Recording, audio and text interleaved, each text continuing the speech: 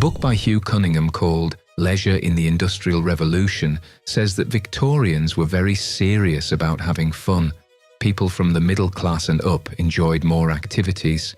H.A. Bruce was one of the strongest supporters of free time and often gave talks on the subject. In 1855 he said, "Next to the deep pervading sentiment of religion, I know nothing of more importance to the well-being of a people than well-ordered amusements." But, according to Hartford Stage, hard work was also a key part of the era's ideas of growth and improvement. The Industrial Revolution was still going strong, and Great Britain ruled the world thanks to its vast trade networks, strong navy, activities that built empires, and manufacturing. To keep their power, the lower classes did the jobs that no one else wanted, while the middle and top classes did more interesting things. People in the middle class in Victorian England even hoped that hobbies could bring people together and help with class conciliation for the wealthy and middle-class people. Even with these high goals, many of the Victorians' favourite hobbies and pastimes seem completely strange to us now. From anthropomorphic taxidermy to seaweed scrapbooking, weird shows to jewellery made of human hair, and even photography after the death, they looked into a lot of different things. Here are some of the strangest things people did in their spare time in the 1800s. Anthropomorphic taxidermy. Today, taxidermy is mostly done by museums and shooters, but in the Victorian era, a lot of people gathered stuffed animals that were made to look like people and were set up in strange ways via Atlas Obscura. The Victorians loved both natural history and fantasy, and these pieces were the right combination of those two interests. For instance, Victorians liked to collect pictures of kittens at weddings, playgrounds full of frogs, and hedgehogs ice skating. Even though these dioramas of dead people look really weird, they were very hard to make and took hours of careful work. German taxidermist Hermann Pluquet was the best example of how the art of human taxidermy could be used in many ways. He was a master at mixing his love of art and science at work at the Royal Museum in Stuttgart. Many people bought Pluquet's works, and they dazzling many famous people, including Charlotte Bronte and the two Victorian Charles, Darwin and Dickens. The work of Pluquet was praised by Queen Victoria and Prince Albert. The Queen later wrote in her notebook that it was really marvelous. For 10 years, Ferenc Mir of Hungary, another famous taxidermist, caught, killed and stuffed frogs, according to National Public Radio. After carefully preserving them, he dressed them up and arranged them like people, making them look like they were in many everyday situations. You can still see Miri's work at Froggyland in Split, Croatia. Pteridomania. Stuffed animals that were made to look like real people weren't the only thing Victorians liked. There were also many other strange hobbies, such as pteridomania, also known as fern fever. Plant Explorers says that the search began in 1829 when the famous British botanist Nathaniel Bagshaw Ward put a moth pupa in a glass jar and locked it. He started growing emerald-coloured plants in glass cases too when he realised he was on to something. Soon, other Victorians who were interested in science joined the hunt. As a tribute to Ward, these glass containers were called Wardian cases. We now call them terrariums because of Tova Martin's book, The New Terrarium, Creating Beautiful Displays for Plants. If you think of terrariums as tiny biospheres, they keep the humidity high. It's perfect for many types of plants. Ward had tried many times to grow ferns, but the city's smoke and pollution killed all of his beloved plants. Luckily, glassed-in shelters worked out well. More Victorians joined him in his fern fever, which led to a wider range of plants and bigger pots. Soon, terrariums took up whole rooms. Gardeners tried new things more and more, choosing unusual plants like rubber and tea plants. They even took the plants across the ocean in Wardian cases to keep them fresh on their way to Great Britain, which shows how useful Ward's invention was. Picnicking in cemeteries.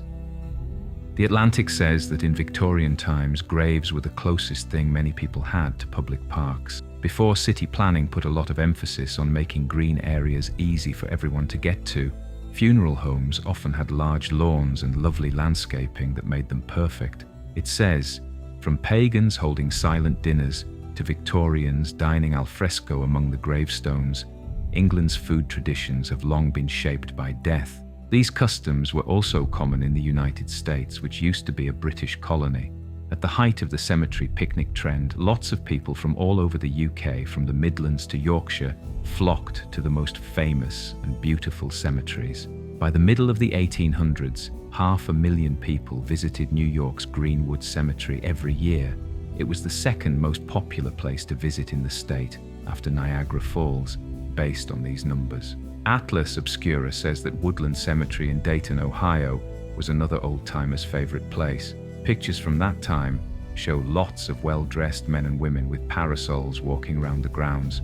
We understand if this all sounds a little sad, but it's important to remember that people in the Victorian era had different ideas about death than people do now.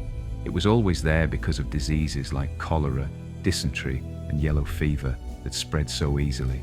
Too many children and women gave birth and died, leaving no family unaffected. So, going to the cemetery on a daily basis was just something that they did. Making jewelry from human hair. National Geographic says that after Prince Albert's sad death in 1861, his wife, Queen Victoria, never married again. It's not surprising that she couldn't get over him since they had such a famous love story. A collar with some of Albert's beloved hair was something she wore a lot, setting the tone for the time. Atlas Obscura says that using human hair for work didn't start in the 1800s. It's about a lot longer ago, but in the Victorian era, people took this art form to a whole new level by making detailed hair accessories out of locks of hair. There were earrings, bracelets, and pins among these. Victorian hair jewelry, on the other hand, got very complicated, unlike the charm that Victoria wore. Europe was the first place where this trend appeared. It then spread to the United States during the American Civil War, when hundreds of thousands of families were grieving the deaths of loved ones. But not all the hair used in hair art came from people who have died. Smithsonian Magazine says that friends traded pieces of hair that they put in their albums and sign books, and wives styled their hair in useful ways, like making watch fobs for their husbands to wear to work. At a time of rising commercialism, sentimental hair work became a way both to signal one's sincerity and paradoxically to stay in style. Today, only a few groups work to protect hair art. In fact, the Morbid Anatomy Museum taught people how to make hair jewelry as late as 2020. Microscopic kaleidoscopes. Smithsonian Magazine says that Victorians with keen eyes and a scientific interest also liked making intricate drawings out of diatoms, which are single-celled algae. You're not the only one who wants to know how they put these amazing things together that we can't see. Klaus Kemp, one of the last diatom artists in the world, has years of intense hobbying that has given him useful knowledge about how Victorians made their designs. Microscopists do this for a living, and these artists cleaned the diatoms they gathered and then stuck them on an adhesive-covered glass slide. Once that was done, the diatomist could arrange the single-celled organisms in any way they wanted, as long as the bond took time to dry. When Kemp does his work, he uses a special glue that takes days to dry. This gives him more time to arrange his pieces. People in the Victorian era really liked this weird hobby, even though it sounds silly now. For one thing, they were very interested in nature and had a strong sense of order, balance, and routine. By arranging diatoms into amazing designs, these people were able to explore nature on their own terms and express it in a logical and orderly way while having fun and playing with microscopes. Kemp sums up this Victorian obsession succinctly. "I find the best arrangements overwhelming. The variety and intricacy of shapes, patterns, and repetitions evoke a profound sense of awe." Crystal gazing. People have always wanted to know and control what will happen in the future. Figuring out what will happen has always been interesting to people, from the astrologers in Nebuchadnezzar's court to the oracle at Delphi. Mirror or crystal gazing, palmistry, tarot cards, and astrology are all examples of occult practices that have been around for a very long time in European society, as explained by Alex Owen in The Darkened Room, Women, Power and Spiritualism in Late Victorian England. British Encyclopedia says that Victorians liked to do things with gusto, and the art of crystal gazing was no different. For this form of entertainment, There were elaborate rituals for everything, from running sessions to cleaning the ball afterward. There were also rules about when the best time was to use the medium, which was when the sun was at its northernmost declination. The Victorian Web says that people who believed in fortune-telling with crystal orbs in the 1800s also wrote detailed histories about the practice. Some people may have thought that these stories made the practice seem more real. For instance, reports spread that the Countess of Blessington's crystal ball came from an Egyptian soothsayer. Some people who believed in crystal balls also said that Bible prophets like Ezekiel and Daniel used crystals to see into the future. Of course, these claims are not supported by original sources. Still, these ideas were appealing to a society that was Christian, but also interested in spiritualism and the occult. Coded flower messages. As noted by Atlas Obscura, Victorians had a deep love of flowers that went beyond simple admiration. Flowers became a complicated way for them to talk about everything from chivalry to lost love and even possible danger. You can think of poesies as the Victorian version of emojis. In the 1800s, when someone sent a bouquet, people pulled out their flower-arranging dictionaries to have some fun interpreting it. Flower meanings were not always nice or sweet and could be very complicated.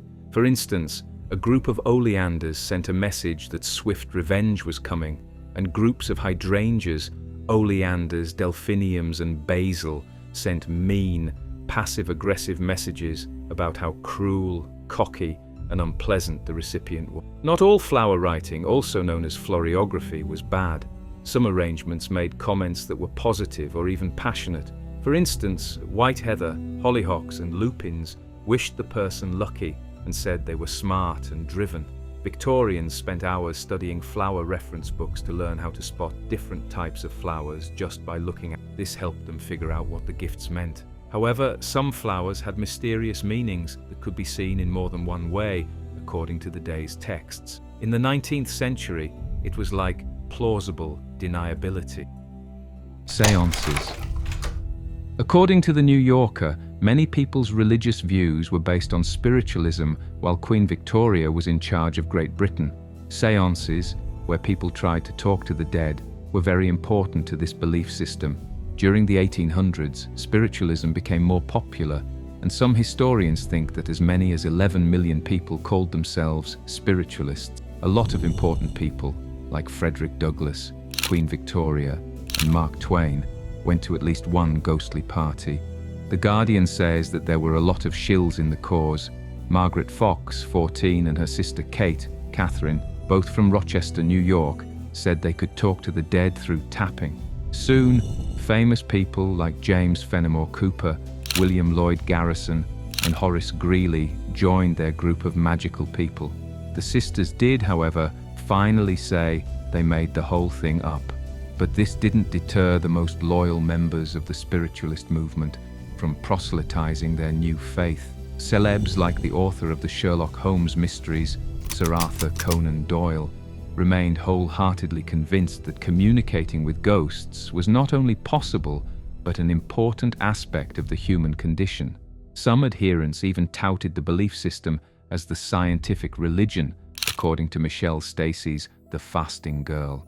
What started in New York as the so-called Rochester rappings found their equivalent in Great Britain as people enthusiastically reached out to the dead. Seaweed scrapbooks. Victorians made seaweed scrapbooks when they weren't talking to the dead or putting together art made of single-celled creatures. The specimens were taken from the beach and then stuck on construction paper in complicated patterns or even to spell words. Some scrapbookers used doilies or lace to frame the green sea stuff. Even though these memories were made from strange materials, some of them looked surprisingly elegant. Atlas Obscura says that the Victorian period had a particular flourish for domesticating the wildness out of nature, and these works' fantastical style makes this point clear. Putting plants between the pages of books and pressing them was a very popular art form that spread to seaweed albums. As word spread about the sport, almost everyone joined in. Thad Logan's The Victorian Parlour says that even Queen Victoria kept a seaweed scrapbook when she was a girl. Soon, books supported this diversion, including A.B. Harvey's Sea Mosses, A Collector's Guide and an Introduction to the Study of Marine Algae, and scrapbooker Eliza A. Jordson wrote a detailed essay on how to properly preserve what Victorians considered an ocean flower, per the University of Victoria. Playing amateur scientists. According to the library records at North Carolina State University, Victorians collected different things from nature as a form of amateur science. They did many things, such as drawing pictures of nature and gathering fossils, rocks, birds' eggs, bugs, beetles, and other things. To put it another way, going to a Victorian home that set a style might look like a hot mess of natural wonders that most parents today would never let their kids bring inside. Even though big advances in science happened very quickly, people in the Victorian era were still very interested in it. They were especially interested in natural history. This showed up not only in the way they decorated their homes, but also in famous books and media. The dailies had natural history parts where people could argue about things like how long frozen toads could live, or whether certain kinds of birds hibernated or moved from one place to another. Women You Should Know says that during this time, more and more women like Beatrix Potter became interested in nature. Potter is best known for her books about Peter Rabbit, but her drawings of nature are also very good. She could paint and draw anything, even snakes, mushrooms, bats, and rabbits, and make them look beautiful forever. To keep the bodies of dead animals for studying anatomy, she even boiled them to remove the meat. And the Natural History Museum called Mary Anning the unsung hero of fossil discovery for the early fossil work she did on the English coast. Postmortem photography. Atlas Obscura reported that there is a lot of talk on the internet about the strange Victorian interest in taking pictures of dead bodies. Like other macabre parts of Victorian society, taking pictures of the dead had its roots in the fact that death followed Victorian families around everywhere they went. People used to get a lot of illnesses that we would consider minor today because they didn't have access to basic sanitation, knowledge of bacteria and viruses, or modern medical breakthroughs. The National Archives also say that death was a shrewd killer who took advantage of both young and old, poor and rich. Not even Prince Albert was spared an early death. Queen Victoria mourned for 40 years after the death of the Prince Consort. Victorian society is inextricably linked to long and elaborate displays of grief. The Victorians were also strangely interested in memento mori items. The casual observer was told by these things that no one could escape the pain of death. The conversation says that after death, portraits were the best memento mori before photography came along. Families would often stand with a dead loved one, and photographers would often go to great lengths to make the bodies look like real people. The BBC also says that common diseases like tuberculosis, which left people with pale skin and beautiful red lips and cheeks, led to some of the most beautiful pictures of family members being taken while they were dying. Exploiting human oddities.